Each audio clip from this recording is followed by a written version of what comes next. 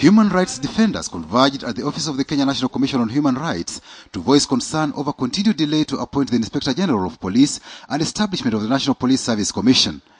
Their concern is informed by the fact that the constitutional deadline for the changes that will initiate police reforms ends this Sunday midnight.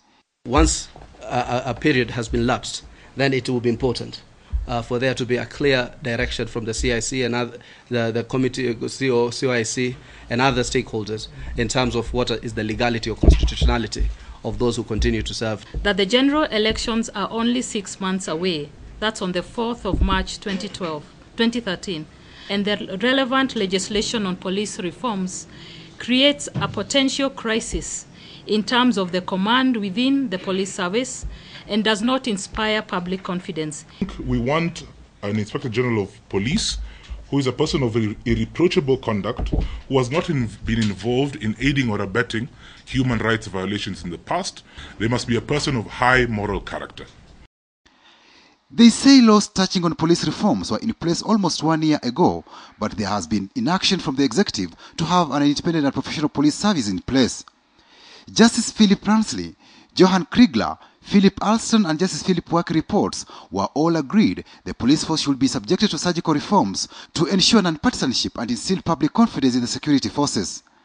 Human rights groups suspect President Kibaki and Prime Minister Raila Odinga lack political will to implement.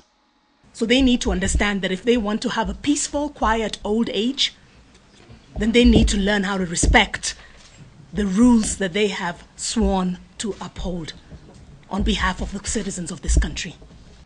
Suspicions have been raised that some individuals may be plotting to sidestep the constitution and have officers they can easily compromise appointed to office using provisions of the old constitution, as was the case with the controversial appointment of county commissioners.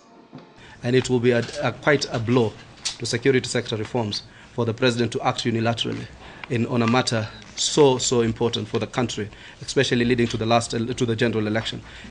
Some top police officers are on record saying the Inspector General must be a person from the discipline service, but Section 11 of the National Police Service Act leaves the position open. There will be no room for any particular individual to feel that they are above the law, and because they do not want an Inspector General who is a civilian, that they can start frustrating that. But it won't happen.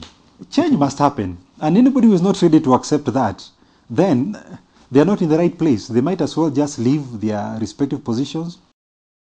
It is a wait and see to see whether the two principals will move with speed to appoint a select panel to recruit the Inspector General, plus agree on the list of nominees to the National Police Service Commission.